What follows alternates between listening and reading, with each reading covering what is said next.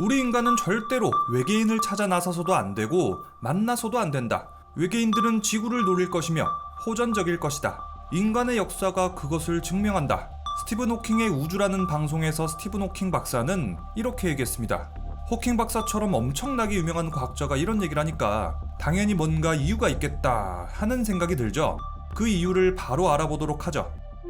먼저 외계인이라는 존재가 이 우주에 있냐 없냐, 우주에 생명이 존재하는 곳은 지구뿐인가, 이 얘기부터 해야겠죠. 스티븐 호킹 박사는 외계인의 존재에 대해서 이렇게 생각했어요. 제 수학적 두뇌에 따르면 외계인이 존재한다는 것은 매우 이성적인 생각입니다.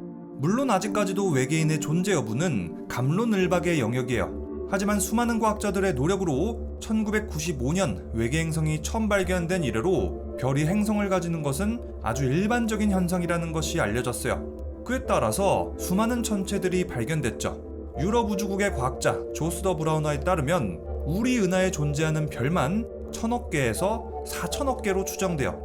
또 이 우주엔 우리 은하만 있는 게 아니죠. 이 우주에는 약 1000억 개 이상의 은하가 존재할 것으로 예상되고 있어요. 그러니까 별의 개수만 해도 4000억 개 곱하기 1000억 개를 하면은 셀 수도 없을 정도의 많은 별들이 이 우주에 있는 거예요. 또 이 각각의 별들은 나름대로 행성들을 거느리고 있죠. 이런 것까지 다 계산해봤을 때 이렇게나 광활하고 거대한 우주에서 오직 지구에만 생명체가 있다고 보는 것은 합리적이지 않다고 보는 거예요. 자, 이렇게 엄청나게 거대한 우주, 무수히 많은 별과 행성들의 수를 보건대 외계 생명체는 아마 높은 확률로 존재할 거예요. 하지만 외계 생명체가 존재한다고 해도 그들이 지능을 가졌는지, 문명이 얼마나 발달했는지 여부가 가장 중요해요. 만약에 외계 생명체가 존재한다고 해도 그들의 지능이 미생물이나 파리 정도의 수준이라면 지구에 있는 우리 인간하고의 소통은 아예 불가능할 거예요. 또 그들이 조금 더 발전해서 원숭이나 돌고래 수준의 지능을 가졌다고 해도 그들의 문명과 기술 발전 수준은 아주 떨어질 거예요. 이 정도의 지능으로는 역시나 지구하고의 통신은 불가능하죠. 그래서 외계 생명체는 최소한 문명을 이룰 정도로 지능이 뛰어나야 되고 그들이 통신을 개발해야 되고 우주선을 개발해서 자신들의 행성을 벗어날 수 있을 정도의 기술력을 가져야 됩니다. 이 정도가 돼야지만 우리 지구하고 외계인 간의 소통이 되겠죠. 만약에 이 외계 생명체들이 통신 기술을 갖추지 못했다면 외계 생명체가 존재하더라도 우리 인간은 그들을 발견하지 못하게 되는 거예요. 물론 어떤 외계인의 경우는 아주 뛰어난 과학 문명을 세워서 항성계 밖으로 나아갔을 수도 있죠. 그러다 보면 언젠가 우리 인간하고 만나게 될 수도 있고요. 우리 인류는 혹시라도 지적 외계 문명이 존재할지도 모른다고 생각해서 외계 문명과 접촉하기 위해 많은 노력을 기울이고 있어요. 미국의 목성 탐사선 파이어니어 10호, 11호에는 미국의 천문학자이자 나사 자문위원 칼 세이건의 제안에 따라서 파이어니어 명함이 실렸습니다. 파이어니어 10호와 11호가 목성 탐사를 마친다면 아주 먼 외우주까지 나아가게 될 겁니다. 그때 혹시라도 지적 외계 문명을 만날지도 모르니 그들이 우리의 존재를 알 수 있도록 지구와 인간에 대한 정보를 담아 탐사선에 실읍시다. 칼 세이건의 제안에 따라 그의 아내 린다가 제작한 파이어니어 명함은 이렇게 생겼어요. 먼저 순금으로 만든 판이 있어요. 왼쪽 위를 보시면 수소 원자 모형을 그려놨고요. 그 아래는 15개의 펄서를 통해서 우리 태양계의 정확한 위치를 알 수 있도록 그려놨어요. 그 다음 아래를 보시면 태양계의 모습이 있고요. 파이오니어호가 어디서 출발해서 어디로 가고 있는지 그려놨고요. 마지막으로 우리 인간, 남성과 여성의 모습이 그려져 있죠. 그리고 그 뒤에다가 파이오니어호를 그려놔서 우리 인간이 어느 정도의 체격을 가지고 있는지 지적 외계 생명체들이 가늠할 수 있도록 우리 인간 뒤에다가 탐사선을 그려놨어요. 자, 이렇게 완성된 파이오니어 명함은 파이오니어 10호, 11호에 실렸고요. 두 탐사선은 목성 탐사를 마친 이후에 아득히 먼 우주로 계속해서 여행 중이에요. 파이오니어 10호의 경우는 황소자리 1등성 알데바란을 향하고 있습니다. 현재 속도대로라면 약 200만 년이 지나서 알데바란에 도착할 예정이라는데 혹시라도 알데바란 근처에 지적 외계 문명이 있다면 그들이 이 탐사선을 회수해서 지구 그리고 인간의 존재를 알아차리게 될지도 모릅니다. 또 파이오니어 11호는 초속 약 12km의 속도로 나아가고 있는데요. 파이오니어 11호는 약 92만 8천 년 후 한 별을 아주 가까이 지나갈 예정이에요. 이때도 만약에 주변에 지적 외계 문명이 있다면 우리 지구 그리고 인류를 알아보게 될 겁니다. 보이저호에도 비슷한 게 실렸어요. 칼 세이건의 제안에 따라 보이저호에는 골든 레코드가 실립니다. 골든 레코드에는 인류 문명을 상징하는 여러 그림과 사진, 인간의 언어, 인체 구조, 자연의 소리, 지구의 위치 등등 수많은 정보가 담겨 있어요. 지적 외계 문명을 찾기 위한 프로젝트는 지구 안에서도 진행되어 우주에서는 지구 내부로 수많은 전파들이 들어오는데요. 그 중에서 외계인이 보냈을 것으로 추측되는 인공 전파만 잡아내겠다는 세티 프로젝트입니다. 이거 제가 고등학교 때부터 대학교 때까지 민간용 세티 다운받아서 진짜 많이 돌렸었는데 그때마다 컴퓨터 팬 돌아가는 소리도 너무 크고 발열도 너무 심해가지고 야 이거 컴퓨터 터지는 거 아니야? 하는 걱정도 많이 했었고 또 친구들한테 제가 세티 돌리고 있는 거 보여주면은 친구들은 하나같이 외계인을 찾는다고? 이 녀석 진짜 미친 거 아니야? 하는 말만 들었던 기억이 나요. 그때는 아무도 제 얘기를 안 들어줘서 좀 서운했었는데 지금이라도 유튜브로 여러분들이 제가 하고 싶었던 과학이나 우주, 외계인 얘기를 들어주니까 요즘 얼마나 즐겁고 또 행복한지 몰라요. 자, 어쨌든 세티는 우주에서 지구로 들어오는 수많은 전파를 분석해서 외계인의 전파를 잡아내겠다는 계획이에요. 그런데 이것보다 조금 더 능동적인 세티도 있어요. 말 그대로 능동 세티인데요.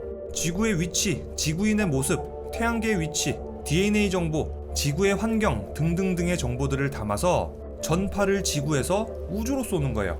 지금까지 카시오페이아자리 그리고 백조자리 등등 이런 항성계에다가 전파를 수십 차례 쐈다고 하는데요. 만약에 외계인들이 전파를 제대로 받아냈다면 언젠간 우리 지구로 다시 답신을 할지도 모르죠. 그런데 인류가 지적 외계 문명을 탐색하는 것을 반대하는 사람이 있었으니 그는 바로 스티븐 호킹입니다. 외계인은 ET처럼 친구가 아닐 겁니다. 외계인은 난폭하며 호전적일 겁니다. 인류는 외계인과의 만남을 피해야 합니다. 스티븐 호킹은 어째서 외계인이 위험하다고 생각했을까? 첫 번째 근거는 콜럼버스의 아메리카 대륙 진출이에요. 만일 우리가 외계인을 만난다면 그 결과는 콜럼버스가 아메리카 대륙을 발견했을 때와 같을 것입니다. 아메리카 원주민들에게는 악몽이었습니다. 콜럼버스는 1492년 스페인 왕실의 후원을 받아서 아메리카 대륙을 찾아 나섰고 그해 10월 12일 아메리카 대륙을 발견했습니다. 그 직후 유럽인들은 아메리카 대륙 전체를 약탈하기 시작했어요. 콜럼버스는 1차 원정에서 돌아온 이후 17척의 대선단을 꾸린 다음 아메리카 대륙을 침략해요. 유럽인들은 원주민들을 학살하고 노예로 부렸고 여자들을 강제로 범하고 그들이 가진 땅과 재산을 빼앗았어요. 사냥개들을 풀어서 원주민들을 물어뜯게 하는 만행도 저질렀죠. 원주민들은 참다 못해 집단 자살하기에 이릅니다. 또 원주민들은 단 한 번도 경험해보지 못했던 질병에도 노출됐어요. 천연두, 홍역, 인플루엔자, 말라리아, 콜레라 등등이요. 그 결과 잉카 문명, 아즈텍 문명 등은 전부 멸망해버렸죠. 아메리카 대륙에 잘 살고 있던 원주민들에게 유럽인은 침략자이자 학살자, 죽음 그 자체였을 겁니다. 자, 그렇다면 만약에 아메리카 대륙의 원주민들이 지구에 살고 있는 우리 인간들이고 유럽인들이 외계인이라고 친다면 어떤 일이 벌어질까요? 결과는 뻔할 거예요. 외계인들은 지구의 자원, 인간의 노동력, 땅과 바다, 하늘까지 노릴 거예요. 우리보다 훨씬 강력한 문명과 기술 수준으로 우리 인간을 힘으로 찍어 누르고 그들이 모든 것을 차지해버릴지도 모릅니다. 그 결과 인류는 외계인들에게 대적도 못해보고 멸망해버리고 이 지구는 외계인들의 전리품이 되겠죠. 반대로 인류가 막강한 기술 수준을 가져서 외계 행성을 침략하는 영화도 있죠.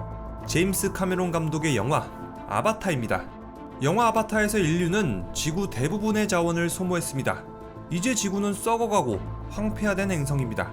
만약에 우리 인류가 인간이 살 수 있는 다른 행성을 찾지 못한다면 인류는 그대로 멸망 위기입니다.